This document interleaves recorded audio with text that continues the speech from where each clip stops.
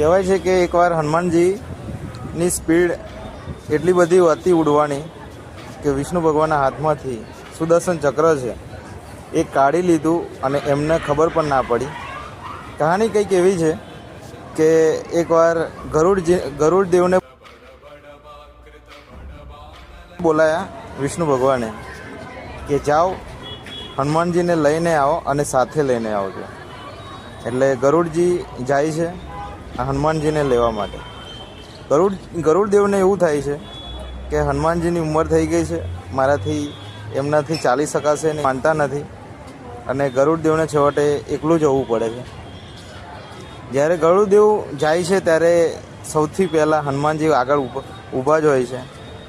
ગરુડ દેવ વિચારમાં પડી જાય છે કે તમે કઈ રીતના આવ્યા, તમારાથી આટલું બધું ઉંમર ચાલી શકાતું નથી, કઈ રીતના આવ્યા છે, વિચારમાં પડી જાય છે, શોકમાં થઈ જાય છે.